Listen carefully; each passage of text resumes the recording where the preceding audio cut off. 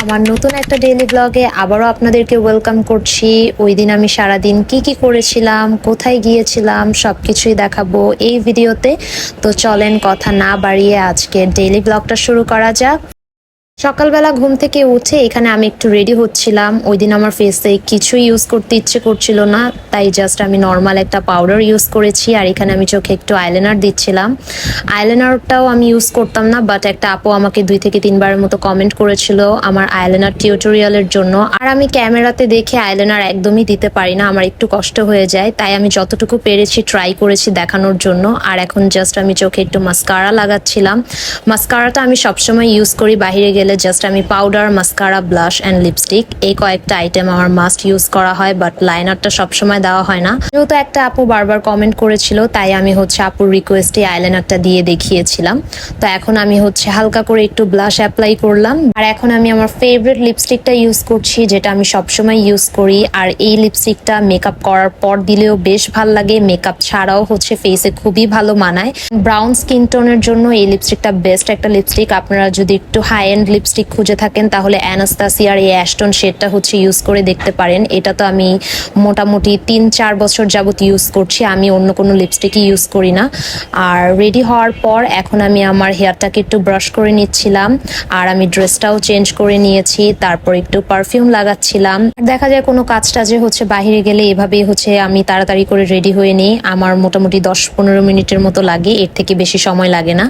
তো এখানে আমার রেডি হওয়া কিন্তু কমপ্লিট। তো আমরা বাসা থেকে বের হয়ে এখন সেনজিও নিয়ে নিয়েছিলাম। আর এখন মোটামুটি 9:30টার মতো বাজে। আজকে আমরা একটু নারায়ণগঞ্জ যাব। আর রাস্তা মোটামুটি খালিই ছিল, যেহেতু সকালবেলা ছিল, বাট নারায়ণগঞ্জে একটু ট্রাফিক বেশি থাকে, তাই দেখা যায় অনেকক্ষণ ওয়েট করা লাগে।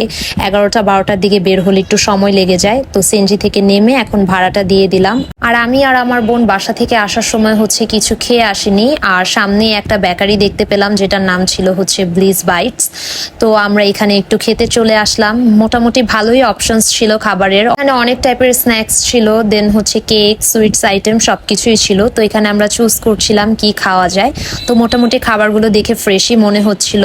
আর এখানে আমরা বসে বসে যখন ওয়েট করছিলাম, তখন আমি আমার বোনকে ভিডিও করছিলাম, কারণ করার মতো কিছুই ছিল না। তো এখানে আমি নিজেরও একটা ভিডিও করে নিলাম। তারপরেই তো এখানে আমাদের খাবার দিয়ে দিল।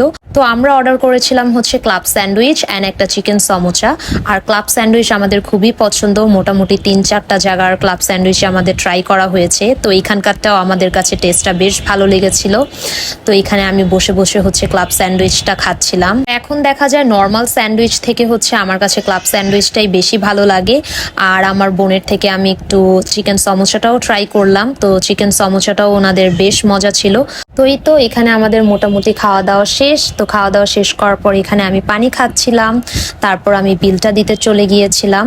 যখন আমি বিলটা দিচ্ছিলাম তখন এই ভিডিওটা আমার বোন করছিল, তো সেটাও আমি ব্লগে অ্যাড করে দিয়েছি। আর ওনাদের খাবার অনেক বেশি ফ্রেশ ছিল, যেহেতু সকাল দিকে এসেছিলাম, অ্যান্ড টেস্টও খুবই ভালো ছিল। তো খাওয়া দাওয়া শেষ হয়ে গেলে এখন আমরা পপুলার হসপিটালে চলে গিয়েছিলাম।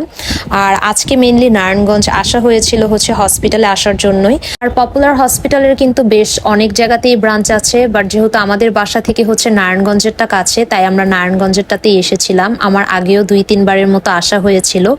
তো মোটামুটি হসপিটাল খালিই ছিল। আর আমাদেরকে ডক্টর আসতে বলেছিল 10টা-15-তে, বাট আমরা হসপিটালে এসেছিলাম 10:30টায়, বাট এখনো ডক্টর আসেনি। অ্যান্ড মোটামুটি 1 ঘন্টা ওয়েট করার পর 11:30টার দিকে ডক্টর এসেছিল। তো আমরা এখানে তো বসে বসে ওয়েট করছিলাম। তো ডক্টর আসলো, দেন ভেতরে গেলাম। তো ভেতরে যখন গিয়েছিলাম তখন এই ভিডিওটা আমার বোন করে দিয়েছিল।